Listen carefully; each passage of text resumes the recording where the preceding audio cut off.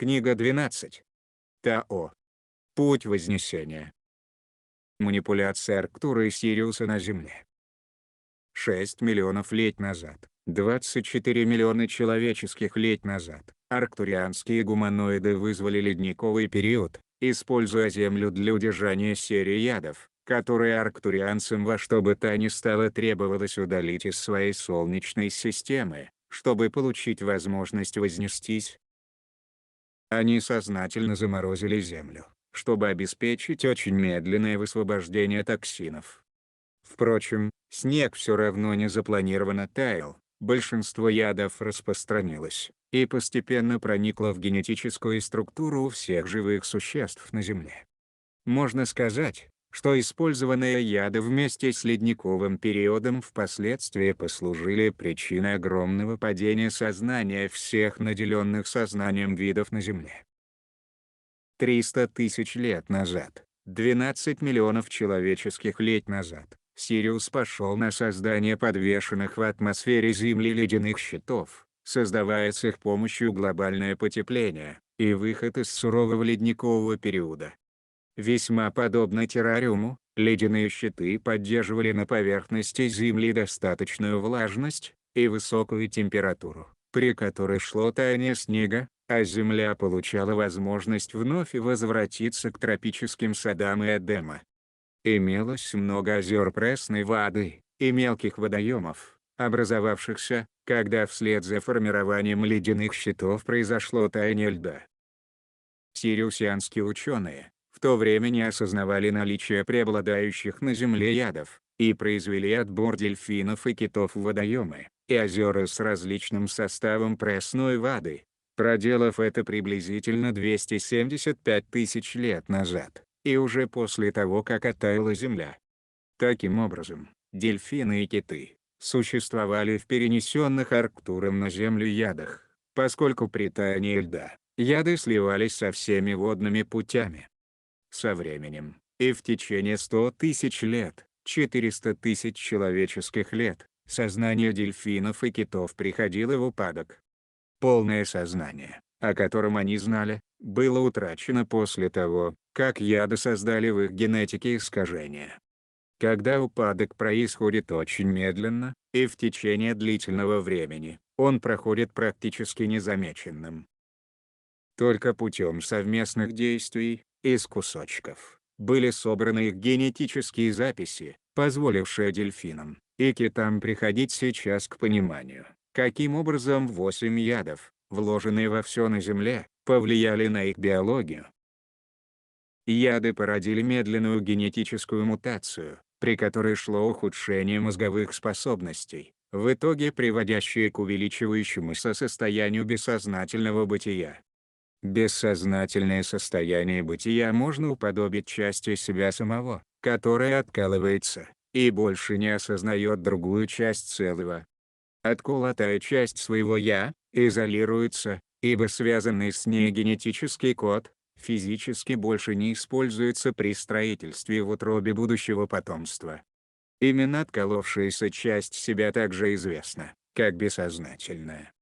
Через бессознательное, тьма получила возможность напрямую работать с человеческой, дельфиновой и китовой грезой, дабы манипулировать Землей и вводить ее в цикл вымирания.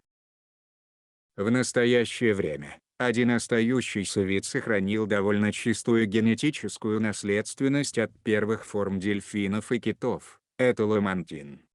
Ламантины нашли как самого мирного и доброго из подводных обитателей.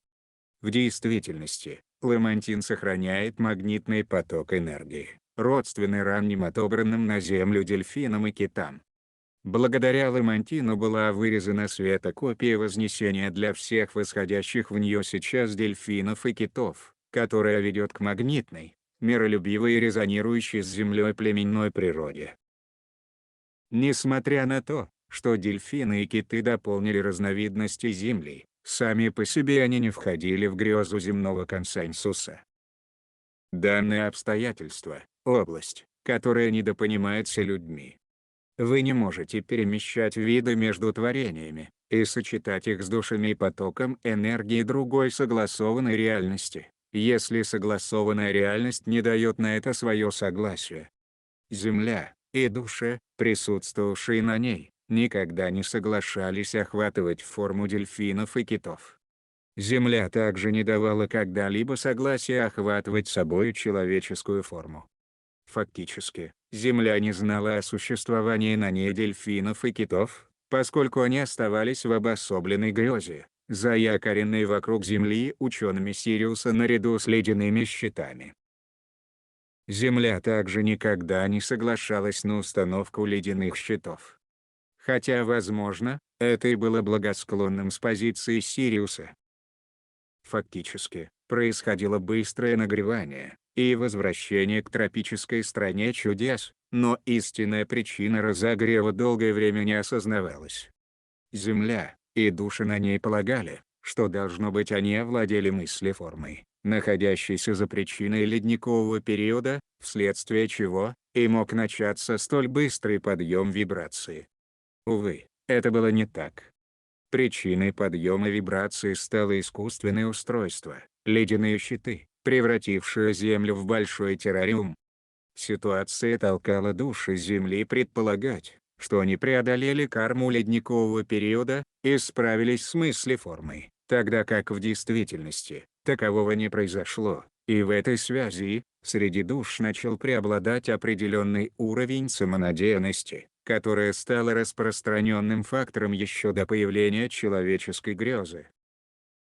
Впоследствии, ледяные щиты разрушили, порождая океаны, и вызывая потоп, и быстрое падение вибрации, и вслед за этим, еще один, но уже не столь незначительный ледниковый период. Этот малый ледниковый период является последним, и наиболее известен человеческим ученым, произошедший 38 тысяч лет назад, 144 тысячи человеческих лет. С тех пор, Земля постепенно оттаивала и выходила из него. Однако, на сей раз, души на Земле выбирают создание разогрева путем овладения мыслеформой. В сущности, вознесение Земли началось 38 тысяч лет назад, и в этом можно видеть, что процесс вознесения консенсуса третьего измерения действительно очень медленен. Однако, он ускоряется. Фотонная энергия, доступная в ауре Великого Центрального Солнца, вызывает более быстрое нагревание Земли, чем когда-либо прежде.